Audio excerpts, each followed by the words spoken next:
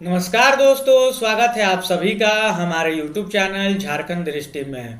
दोस्तों, झारखंड उड़ान सीरीज की आज की है हमारी लेक्चर नंबर 16। इससे पहले कि हम लोगों ने 15 लेक्चर्स को कंप्लीट कर लिया है। हम लोग झारखंड उड़ान सीरीज के 8000 प्लस प्रश्नों को सॉल्व करने का प्रयास कर रहे हैं, जो आपके सभी एग्जाम जैसे Jharkhand SSC CGL, JPSC, Jharkhand police, Jharkhand दरोगा जैसे विभिन्न एग्जाम जिसमें झारखंड से संबंधित प्रश्न पूछे जाते हैं, उनके लिए अत्यंत उपयोगी साबित होगी। वीडियो स्टार्ट करने से पहले बता दूं, अगर आप हमारे इस चैनल पर नए हैं तो चैनल को सब्सक्राइब करके बेल आइकन को प्रेस कर ले ताकि आने वाली वीडियो की नोटिफिकेशन आपको मिलती रहे। साथ ही आप हमारे टेलीग्राम चैनल पर जुड़ सकते हैं। टेलीग्राम चैनल पे आपको इस वीडियो की सारी पीडीएफ मिल जाएगी। तो चलिए आज की इस वीडियो को स्टार्ट करते हैं। और आज की इस वीडियो में हम मजदूर आंदोलन और सविनय अवज्ञा आंदोलन के महत्वपूर्ण एमसीक्यूज को सॉल्व करने का प्रयास करेंगे। इस चैप्टर से आपके अगर प्रश्न आते हैं तो एग्जाम में आप इजीली उसे सॉल्व कर पाएंगे। तो चलिए पहले प्रश्न की ओर बढ़ते हैं। पहले प्रश्न में बोला गया है कि जमशेदपुर वर्कर्स एसोसिएशन की स्थापना किस वर्ष की गई थी। ठीक है, जमशेदपुर वर्कर्स एसोसिएशन की स्थापना किस वर्ष की गई थी? तो ये की गई थी 1920 ईस्वी में। ठीक है, 1920 ईस्वी में जमशेदपुर वर्कर्स एसोसिएशन की स्थापना की गई। बढ़ता है प्रश्न संख्या 2 की ओर, और इसमें बोला गया है कि 1920 ईस्वी में गठित जमशेदपुर वर्कर्स एसोसिएशन को निम्न में से किसने नेतृत्व प्रदान किया। ठीक है, जो जमशेदपुर वर्कर्स एसोसिएशन की गठन हुई उसका नेतृत्व किसने किया था 1920 ईस्वी में? तो ये किए गए थे एन हल्दर और व्योमेश चक्रवर्ती के द्वारा। ठीक है, एन हल्दर और व्योमेश चक्रवर्ती के द्वारा। इस हिसाब से ऑप्शन सी आपका उपयुक्त दोनों इसका आंसर हो जाएगा। बढ़ते हैं प्रश्न संख्या 3 की ओर, और इसमें बोला गया है कि 1928 ईस्वी में Tata iron and steel workers की हड़ताल समाप्त कराने में निम्न में से किस नेता ने महत्वपूर्ण भूमिका अदा की। ठीक है, 1928 ईस्वी में Tata iron and steel workers की हड़ताल समाप्त कराने में निम्न में से किस नेता ने महत्वपूर्ण भूमिका अदा की? तो ये सुभाष चंद्र बोस जी थे।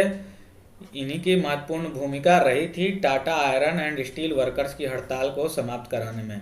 बढ़ते हैं प्रश्न संख्या 4 की ओर, और इसमें बोला गया है कि निम्न में से किस वर्ष झरिया में भारतीय ट्रेड यूनियन कांग्रेस का अधिवेशन आयोजित किया गया था। ठीक है, निम्न में से किस वर्ष झरिया में भारतीय ट्रेड यूनियन कांग्रेस का अधिवेशन आयोजित किया गया था? तो ये किया गया था 1929 ईस्वी में। ठीक है, बढ़ते हैं प्रश्न संख्या 5 की ओर, और इसमें बोला गया है कि सन 1929 ईस्वी में किसकी अध्यक्षता में झरिया में भारतीय ट्रेड यूनियन कांग्रेस का अधिवेशन आयोजित किया गया। ठीक है, सन 1929 ईस्वी में किसकी अध्यक्षता में झरिया में भारतीय ट्रेड यूनियन कांग्रेस का अधिवेशन आयोजित किया गया था? तो ये जवाहरलाल नेहरू की अध्यक्षता में आयोजित किया गया था।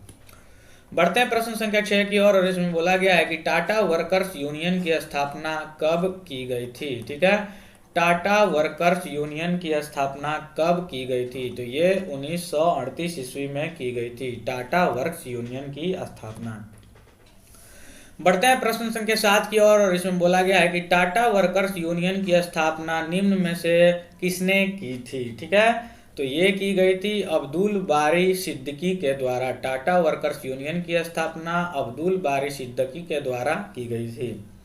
बढ़ते हैं प्रश्न संख्या 8 की ओर, और इसमें बोला गया है कि जमशेदपुर स्थित गोलमुरी के टीन प्लेट कंपनी में मजदूरों ने किस वर्ष हड़ताल की थी। ठीक है, जमशेदपुर स्थित गोलमुरी के टीन प्लेट कंपनी में मजदूर ने किस वर्ष हड़ताल की थी? तो ये हड़ताल की गई थी 1929 ईस्वी में। ठीक है, बढ़ते हैं प्रश्न संख्या 9 की ओर, और इसमें बोला गया है कि जमशेदपुर स्थित गोलमुरी के टीन प्लेट कंपनी में मजदूरों द्वारा 1929 ईस्वी में की गई हड़ताल कब समाप्त हुई थी? तो ये हड़ताल समाप्त हुई थी 1938 ईस्वी में। ठीक है, 1938 ईस्वी में ये गोलमुरी के टीन प्लेट कंपनी में जो मजदूरों ने आंदोलन की उसकी हड़ताल जो की थी वो 1938 में समाप्त हुई। ठीक है, वीडियो में आगे बढ़ते हैं और सविनय अवज्ञा आंदोलन के महत्वपूर्ण प्रश्नों को अब हम लोग देखते हैं।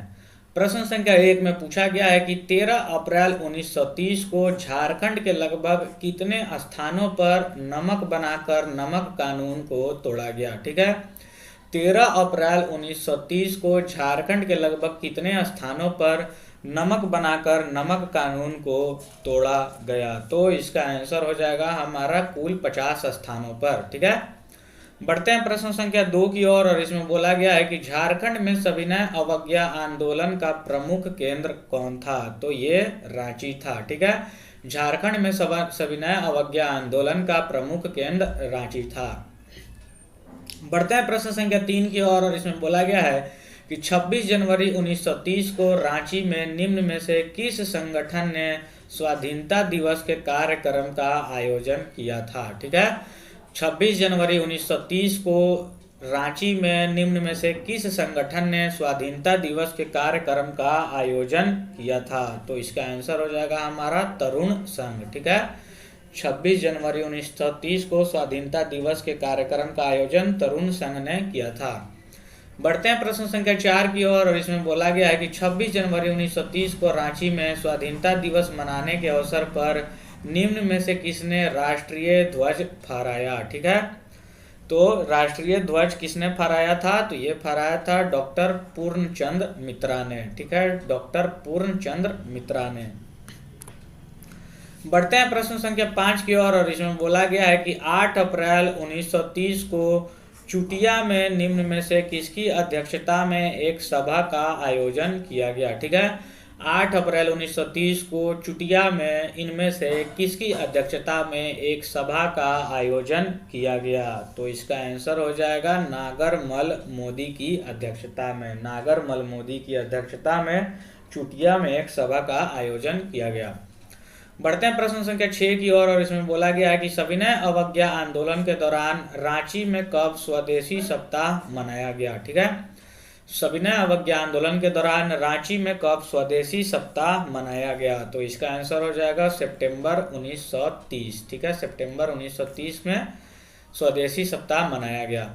बढ़ते हैं प्रश्न संख्या 7 की ओर और इसमें बोला गया कि सविनय अवज्ञा आंदोलन के दौरान झारखंड में कब जवाहर सप्ताह का आयोजन किया गया। ठीक है, सविनय अवज्ञा आंदोलन के दौरान झारखंड में कब जवाहर सप्ताह का आयोजन किया गया। तो इसका आंसर हो जाएगा नवंबर 1930। ठीक है, बढ़ते हैं प्रश्न संख्या 8 की ओर और इसमें बोला गया है कि निम्न में से किस व्यक्ति ने हजारीबाग में नमक बनाकर झारखंड में सविनय अवज्ञा आंदोलन की शुरुआत की थी। ठीक है, वह कौन सा व्यक्ति थे जो हजारीबाग में नमक बनाकर झारखंड में सविनय अवज्ञा आंदोलन की शुरुआत की थी। तो ये थे कृष्ण वल्लभ सहाय। ठीक है, बढ़ते हैं प्रश्न संख्या 9 की ओर और इसमें बोला गया कि सविनय अवज्ञा आंदोलन के दौरान हजारीबाग में किस स्थान पर नमक बनाने हेतु कृष्ण वल्लभ सहाय को 1 वर्ष के कारावास की सजा दी गई थी। तो ये जगह कौन था। तो ये थी खजांची तालाब। ठीक है, खजांची तालाब नामक स्थान पर नमक बनाने हेतु कृष्ण वल्लभ सहाय को 1 वर्ष की कारा की सजा दी गई। बढ़ते हैं प्रश्न संख्या 10 की ओर और इसमें बोला गया कि सविनय अवज्ञा आंदोलन के दौरान हजारीबाग में इनमें से किसके नेतृत्व में संथालों ने अपनी सहभागिता दर्ज की थी। ठीक है, सविनय अवज्ञा आंदोलन के दौरान हजारीबाग में इनमें से किसके नेतृत्व में संथालों ने अपनी सहभागिता दर्ज की थी। तो ये बंगम माड़े के नेतृत्व में ये हुआ था। ठीक है, बंगम माड़े। बढ़ते हैं प्रश्न संख्या 11 की ओर और इसमें बोला गया है कि सविनय अवज्ञा आंदोलन के प्रचार प्रसार हेतु हजारीबाग जेल में किसने कैदी नामक हस्तलिखित पत्रिका निकाली। ठीक है, सविनय अवज्ञा आंदोलन के प्रचार प्रसार हेतु हजारीबाग जेल के किसने कैदी नामक हस्तलिखित पत्रिका निकाली। तो ये निकाली गई थी राम वृक्ष बेनीपुरी द्वारा। ठीक है, राम वृक्ष बेनीपुरी। बढ़ते हैं प्रश्न संख्या 12 की ओर इसमें बोला गया है कि इनमें से किस व्यक्ति ने हजारीबाग केंद्रीय कारागार में सूत काट कर कपड़ा तैयार किया था। ठीक है, इनमें से किस व्यक्ति ने हजारीबाग केंद्रीय कारागार में सूत काट कर कपड़ा तैयार किया था। तो इसका आंसर हो जाएगा डॉक्टर राजेंद्र प्रसाद। ठीक है, बढ़ते हैं प्रश्न संख्या 13 की ओर और इसमें बोला गया कि निम्न में से किस व्यक्ति ने जमशेदपुर में नमक सत्याग्रह का नेतृत्व किया था। वह कौन से व्यक्ति थे जिन्होंने जमशेदपुर में नमक सत्याग्रह का नेतृत्व किया? तो वो व्यक्ति थे ननी गोपाल मुखर्जी। ठीक है, ननी गोपाल मुखर्जी। बढ़ते हैं प्रश्न संख्या 14 की ओर। इसमें बोला गया कि सविनय अवज्ञा आंदोलन के दौरान किस स्थान पर कांग्रेसियों ने जंगल काटकर सरकार के प्रति अपना विरोध प्रकट किया। ठीक है, सविनय अवज्ञा आंदोलन के दौरान किस स्थान पर कांग्रेसियों ने जंगल काटकर सरकार के प्रति अपना विरोध प्रकट किया? तो ये चक्रधरपुर था वो जगह। ठीक है, चक्रपुर वो स्थान था जहां पर कांग्रेसियों ने जंगल काटकर सरकार के प्रति अपना विरोध प्रकट किया। बढ़ते हैं प्रश्न संख्या 15 की ओर। इसमें बोला गया कि जमशेदपुर में किस तिथि को भगत सिंह, सुखदेव व राजगुरु को दिए गए फांसी के विरुद्ध हड़ताल किया गया था। ठीक है, जमशेदपुर में किस तिथि को भगत सिंह, सुखदेव व राजगुरु को दिए गए फांसी के विरुद्ध हड़ताल किया गया? तो ये जगह थी, ये डेट थी 5 मार्च 1931। ठीक है, 5 मार्च 1931 को ये हड़ताल किया गया था। बढ़ते हैं प्रश्न संख्या 16 की ओर और इसमें बोला गया कि निम्न में से किस व्यक्ति ने पलामू में नमक सत्याग्रह का नेतृत्व प्रदान किया था?